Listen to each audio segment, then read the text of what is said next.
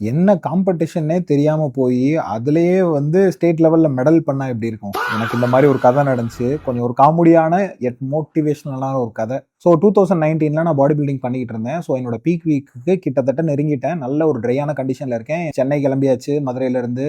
அம்பத்தூர்ல competition நடக்குதுன்றாங்க. நானும் என் தம்பியும் போறோம்.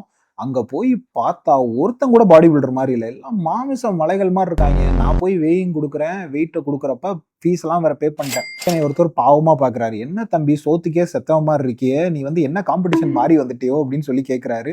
ஆமா, நான் பாடி பில்டிங் காம்படிஷன் நெனச்சுட்டேன். பார்த்தா அது பவர் லிஃப்டிங் காம்படிஷன். பேக் அடிக்கணும்னு தோணுச்சு மனசு. ஐயோ! அசிங்கப்பட்டுறக் கூடாதுன்னு. ஆனா, அவர் ஒரு வார்த்தை ஒண்ணு சூப்பரா சொன்னாரு. "டேய் ஊருக்கு போயி காம்படிஷன் மாரி போனேன்னு சொல்றது கேவலம். பட் அதே இதுல நீ ஏதாவது ஒண்ணு பண்ணிட்டு போன அப்படின்னா, அத நீ கெத்தா சொல்லிக்கலாம்டா. நின்னு பேசும்" அப்படின்னாரு. சரி அவர் சொன்னதுக்கு ஒரு ட்ரை பண்ணலாம் அப்படின்னு சொல்லிட்டு, போய் கார்பெல்லாம் நல்லா லோட் பண்றேன். நான் ரொம்ப டெப்ளீட்டடா இருந்தேன். தண்ணியே குடிக்காம. அந்த டைம்னு பார்த்து எனக்குன்னு ஒரு ஃப்ரெண்ட் கிடைக்கிறாரு. அவர் வந்து எனக்கு குழந்தைக்கு சொல்லி தர மாரி சொல்லி தராரு. நான் என்ன பண்றேன், எனக்கு ஆல்ரெடி எனக்கு அந்த டைம்ல கொஞ்சம் இன்ஜுரி இருந்ததுனால, அதுல வந்து பெஞ்ச் பிரஸ் மட்டும் தான் நான் செலக்ட் பண்ணேன். பெஞ்ச் பிரஸ்ல தூக்குறேன். ஃபர்ஸ்ட் அட்டெம்ப்ட் வந்து ஒரு 70 கேஜிஸ். ஏன்னா நமக்கு எவ்வளவு தூக்குவோம்னு தெரியாது. அப்புறம் வந்து ஒரு 95 கேஜிஸ். அப்புறம் வந்து ஒரு 120 கேஜிஸ் தூக்குனேன். கூப்பிடுறப்ப ஜூனியர்ல பார்த்தா நான் சில்வர் பண்ணியிருக்கேன். சீனியர்ல பார்த்துக்கிட்டா ஓவரால் நான் பிரான்ஸ் பண்ணியிருக்கேன்.